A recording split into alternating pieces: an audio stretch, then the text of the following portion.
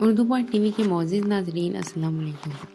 سلطنت عثمانیہ کبھی دنیا کی سب سے بڑی فوجی اور اقتصادی طاقتوں میں شمار ہوتی تھی۔ 1500 کی دہائی میں اپنے عروج پر سلطنت عثمانیہ دنیا کی سب سے بڑی عسکری اور اقتصادی طاقتوں میں سے ایک تھی، جس نے ایک ایسے پھیلاؤ کو کنٹرول کیا جس میں نہ صرف ایشیا مائنر بلکہ جنوب مشرقی یورپ، مشرق وسطیٰ اور شمالی افریقہ کا بیشتر حصہ بھی شامل تھا۔ سلطنت کے زیر کنٹرول علاقے جو ڈینیوب سے دریائے نیل تک پھیلا ہوا تھا، جس میں ایک طاقتور فوجی، منافع بخش تجارت اور فن تعمیر سے لے کر فلکیات تک کے تمام شعبے شامل تھے، میں کامیاب تھی، لیکن یہ قائم نہیں رہ سکی۔ اگرچہ سلطنت عثمانیہ 600 سال تک قائم رہی، لیکن جدید بنانے کی کوششوں کے باوجود اس نے اسے ایک طویل سست زوال کے طور پر بیان کیا، جیسے زیادہ تر مورخین کہتے ہیں۔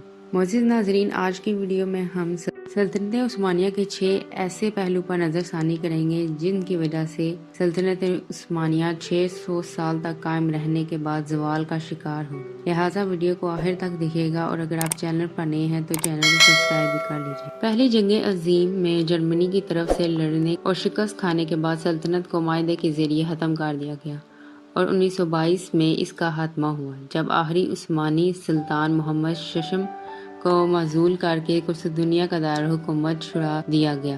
ایک برطانوی جنگی جہاز میں عثمانی سلطنت کی باقیات سے ترکی کی جدید قوم پیدا ہوئی۔ پہلی وجہ پر اگر نظر ثانی کی جائے، سلطنت صنعتی انقلاب میں 1700 اور 1800 کی دہائی میں یورپ میں پھیل گئی عثمانی معیشت کا انحصار کاشتکاری پر ہی رہا۔ پرسٹن یونیورسٹی میں نیئر ایسٹرن اسٹڈیز کی ایک ایسوسیٹڈ پروفیسر مائیکل اے کے مطابق سلطنت میں برطانیہ، فرانس اور یہاں تک کہ روس کے ساتھ چلنے کے لیے فیکٹریوں اور ملوں کی کمی تھی۔ نتیجے کے طور پر سلطنت کی اقتصادی ترقی کمزور تھی، اور اس نے جو زرعی سرپلس پیدا کیے وہ یورپی قرض دہندگان کو قرض ادا کرنے کے لیے چلا گیا۔ جب پہلی جنگ عظیم میں لڑنے کے وقت آیا تو سلطنت عثمانیہ کے پاس جنگی کوششوں میں مدد کے لیے ریل روڈ بنانے کے لیے درکار بھاری ہتھیار، گولہ بارود اور لوہے اور فالود کی صنعتیں طاقت نہیں تھی۔ دوسری وجہ یہ بھی ہے کہ یہ مربوط نہیں تھی۔ اس کے عروج پر سلطنت عثمانیہ بلغاریہ، مصر، یونان، ہنگری، لبنان، اسرائیل اور فلسطین کے علاقے، مقدونیہ، رومانیہ، شام، عرب کے کچھ حصے اور افریقہ کے شمالی ساحل شامل تھے۔ رینالڈز یہ نہیں سوچتے کہ یہ برقرار رہ سکتی تھی اور ایک جدید جمہوری قوم میں تبدیل ہو سکتی تھی۔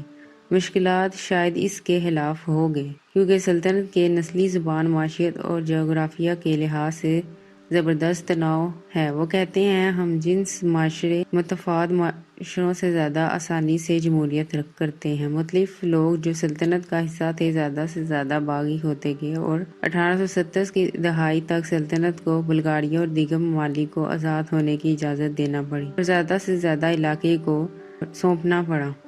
1912 اور 1913 کی بلکان جنگوں میں ایک اتحاد سے ہارنے کے بعد، جس میں اس کے کچھ سابق سامراجی املاک شامل تھے، سلطنت کو اپنا باقی مانند یورپی علاقے ترک کرنے پر مجبور کیا گیا۔ تیسری وجہ یہ بھی ہے کہ اس کی آبادی کم تعلیم یافتہ تھی۔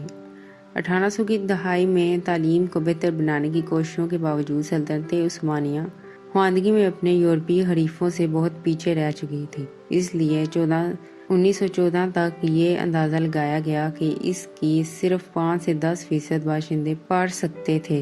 سلطنت عثمانیہ کے انسانی وسائل قدرتی وسائل کی طرح نسبتاً غیر ترقی یافتہ تھے۔ رینالڈز نوٹ کرتے ہیں، اس کا مطلب یہ تھا کہ سلطنت کے پاس تربیت یافتہ فوجی افسروں، انجینئروں، کلرکوں، ڈاکٹروں اور دیگر پیشوں کی کمی تھی۔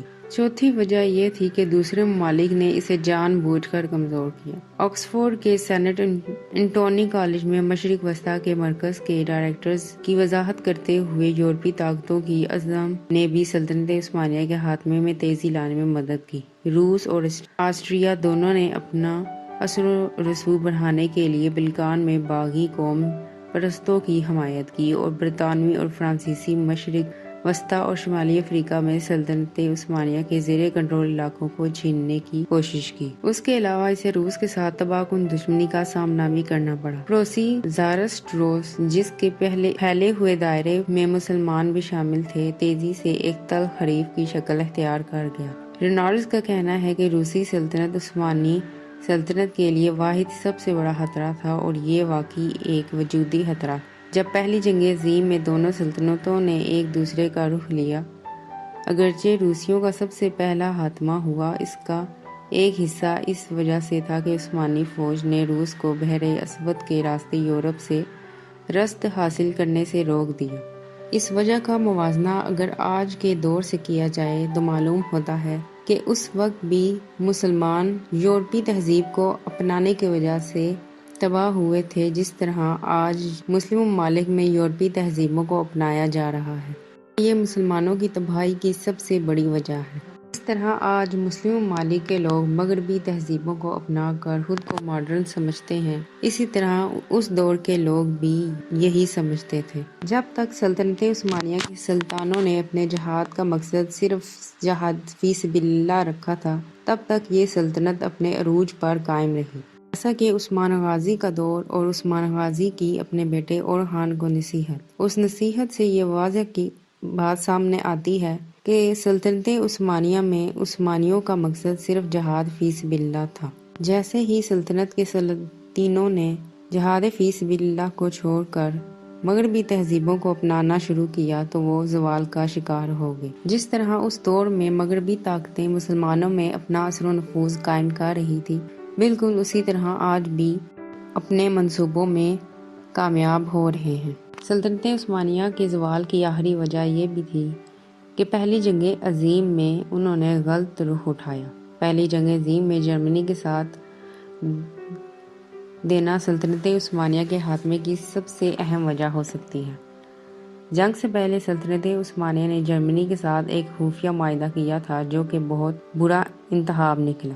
اس کے بعد ہونے والی لڑائی میں سلطنت کی فوج نے 1915 اور 1916 میں قسطنطنیہ کو اتحادی فوج کے حملے سے بچانے کے لیے جزیرہ نما گلیپولی پر ایک وحشیانہ خونی مہم لڑی۔ بالآخر سلطنت نے تقریباً 1.5 ملین فوج کو کھو دیا، جن میں سے زیادہ تر بیماری اور تقریباً 3.8 ملین مزید زخمی ہوئے یا بیمار ہو گئے۔ اکتوبر 1918 میں سلطنت نے برطانیہ کے ساتھ جنگ بندی پر دستخط کیے اور جنگ چھوڑ دی۔ اگر یہ پہلی جنگ عظیم میں اس کا عبرتناک کردار نہ ہوتا تو کچھ لوگ یہ بھی کہتے ہیں کہ شاید سلطنت زندہ رہتی۔ کارنیل یونیورسٹی کے ایک مورخ مصطفیٰ مناوی کا خیال ہے کہ سلطنت میں ایک جدید کثیر النسانی وفاقی ریاست بننے کی صلاحیت تھی۔ اس کے بجائے وہ دلیل دیتے ہیں کہ پہلی جنگ عظیم نے سلطنت کے ٹکڑے ٹکڑے کر دی۔ سلطنت عثمانیہ ہارنے والے فریق میں شامل ہو گئی۔ وہ کہتے ہیں نتیجے کے طور پر جب جنگ ختم ہوئی، سلطنت عثمانیہ کے علاقوں کی تقسیم کا فیصلہ فاتحین نے کیا۔ اردو پوائنٹ ٹی وی کے معزز ناظرین، امید ہے آپ کو ہماری یہ ویڈیو اچھی لگی ہوگی۔ حسب معمول اگر ویڈیو اچھی لگی ہے تو ویڈیو کو لائک کرنا اور چینل کو سبسکرائب کرنا مت بھولیے گا۔ ملتے ہیں اسی طرح کی سائنسی، تاریخی،